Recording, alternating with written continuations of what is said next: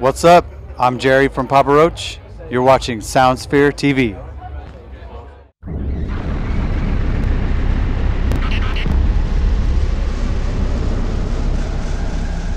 Hi guys, so we're going to crack on with it. So what's happening with the new album, Fear? And have you got any new information you can share with us? We picked the single. It's going to be Face Everything and Rise.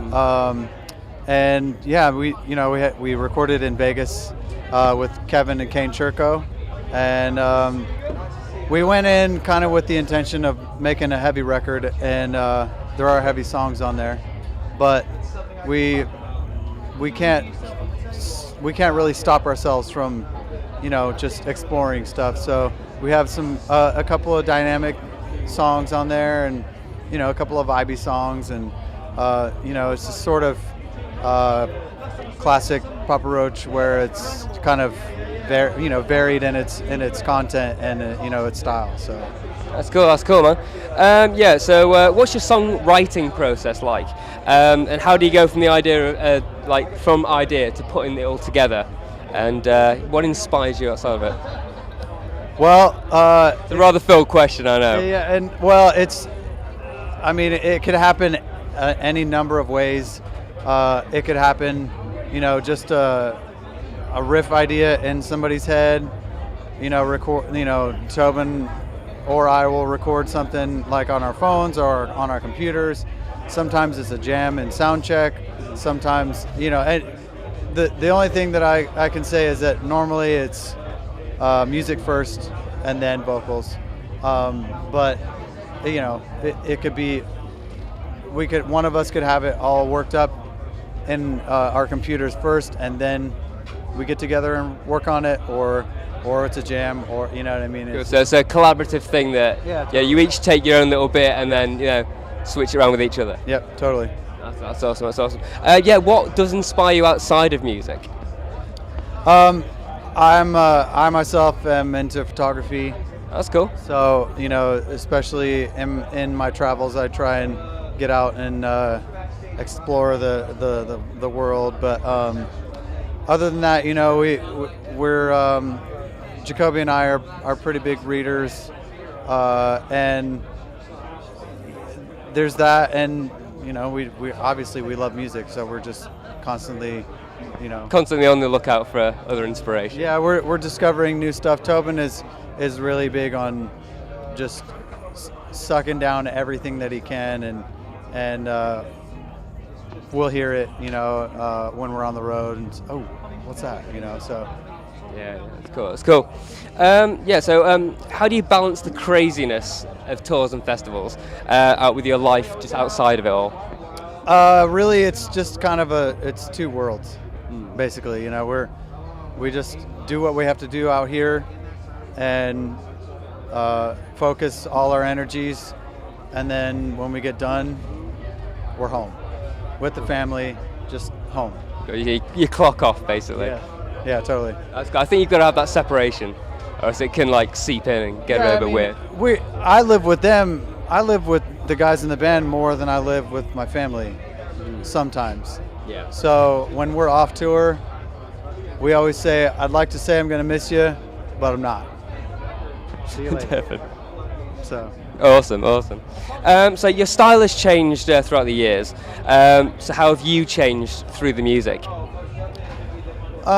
We've kind of grown up in this band, so we I suppose we started out kind of immature, and I feel like our music has sort of followed our level of maturity personally, and we're obviously, like I said, we're constantly finding new music, but we make it a point to not stray too far out of what we have a few certain constants that we have. We like to have groove, we like to have a riff, we like to have what we call a noodle, something that... A noodle? What is a noodle? It's just a little guitar line that people can sort of catch on to, and just makes a song interesting. you know, and for Jacoby, you know, he likes to have a message, and I think that also has had a pretty big influence on a lot of people, and is probably a big part of why we're still around. You know, because people connect with the lyrics, and it helps them out, and through their hard times. And it's not necessarily what we intend to do, but it's just, you know, it's nice to be able to say that we can help people out through hard times. That's cool. That's cool. So, you know, you've got a big back catalogue right now. You're on your 8th album, so you know your set list must be pretty damn big. How do you pare it all down to, like, when you do a festival or something like that? It was difficult. We were arguing in the dressing room today about what to take out. You know, when it's something like this, we just have to.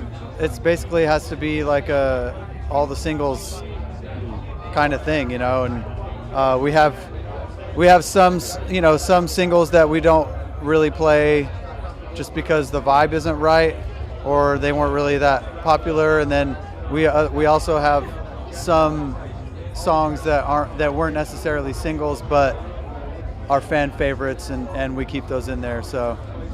That's cool. I think you've got to have those in just for the fans. Yeah. So, final question. What are your 3 essential items that you think are vital at a festival? At a festival? Well, at this festival, our credentials is all important because they are hassling everybody. But other than that, you know, I don't know, my phone, so I could take pictures with people, and a nice clean pair of socks. Socks are an essential all the time, I think. Wellies, I think, as well. Oh, right, yeah. We didn't come prepared. I think for Reading, we'll probably pick up some wellies on the way. Awesome. Well, it's been great chatting to you. Thank you very much, and enjoy the rest of the festival. Cool. Yeah, thanks.